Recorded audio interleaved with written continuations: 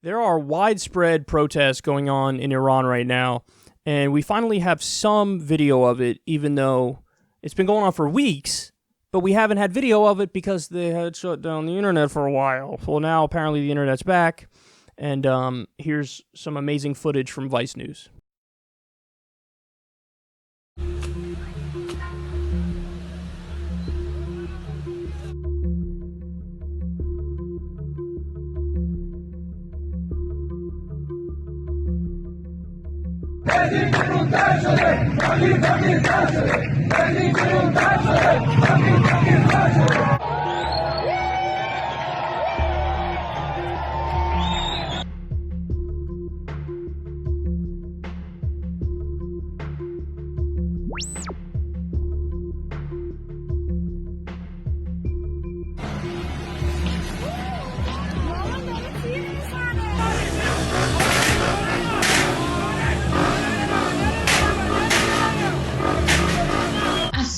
People reconnect to internet, we were all bombarded by videos, but this time all the videos were full of blood. It was full of death. I always publish the videos of people anonymously because I know that it's a huge risk for them.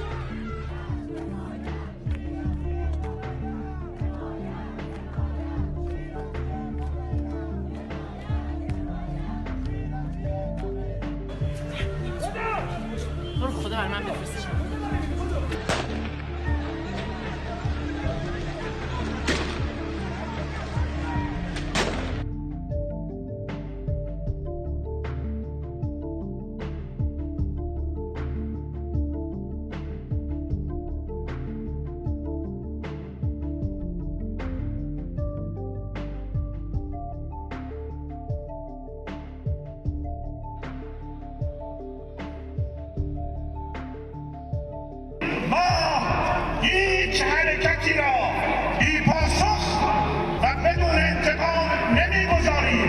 ما هرگز مدیون هیچ قدرتی نمی‌شویم. با همه تصفیه حساب می‌کنیم. So it's bad, man. Things are on the brink over there. Now, I reached out to my buddy who's from Iran, who still has family in Iran. He's obviously following all this stuff very closely. And I asked him, break down for me exactly in your mind why this is happening, how we got to this point, what the main gripes are of the protesters. And I'll sum it up for you here. He said, the most important factor is the economic situation, which comes from massive corruption in the country and obviously U.S. sanctions, which have been devastating. He says the second thing is that the reform project no longer is able to control dissent, and they're kind of more and more aligning with the hardliners in the government the more that people hit the streets and the more people are protesting. He said the government's foreign adventures in Iraq, Syria, and Lebanon as well, while the people of Iran are suffering, that's another big issue. They're spending quite a bit of money in Iraq, Syria, and Lebanon, and meanwhile, everything's kind of like crumbling at home, and people are like, hey, why don't you actually look after the people in your own country? Apparently, the government is becoming increasingly authoritarian. There's an increased crackdown for hijabs, by the way, and increasing political prisoners, increasing internet censorship. It was down for about a week, as you saw there. They closed down critical newspapers and stuff like that. And then increasing fuel prices was the moment that people said enough is enough. They jacked up fuel prices massively. And some people in the West are mischaracterizing these protests and saying, oh, it's all about the fuel prices, but they're missing the point. That was really that was the straw that broke the camel's back, basically. That's not the only thing this is over. It's over a hell of a lot more stuff, including what I just laid out there. By the way, let me see if I could find the thing he said to me earlier.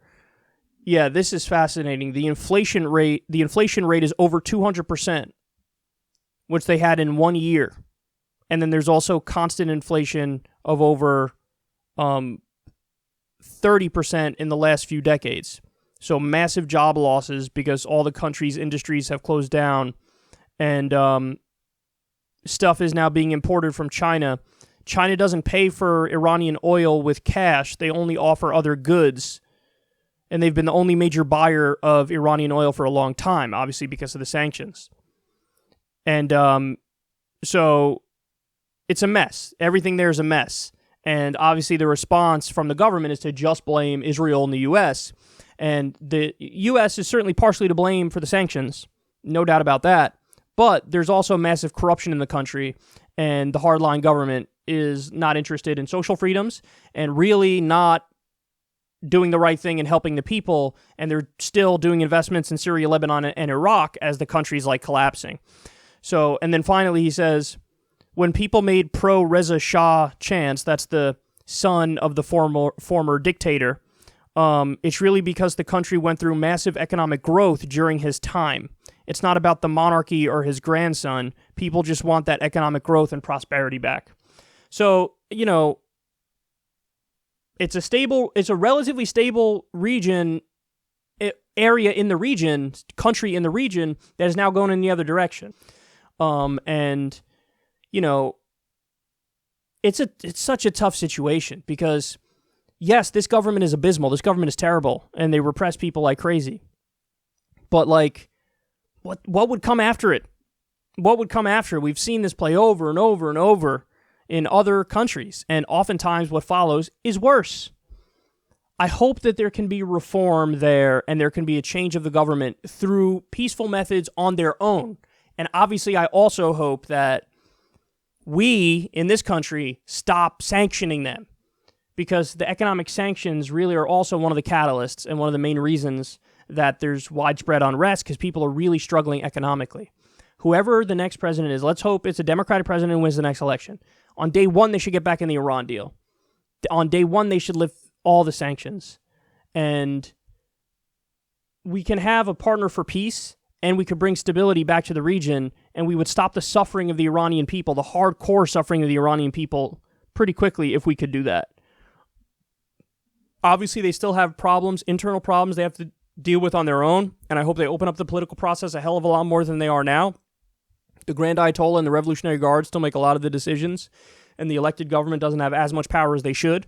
But I hope that all that can get taken care of in a peaceful way, because I don't want to see another country collapse and implode and people suffer and people die even more than they are now.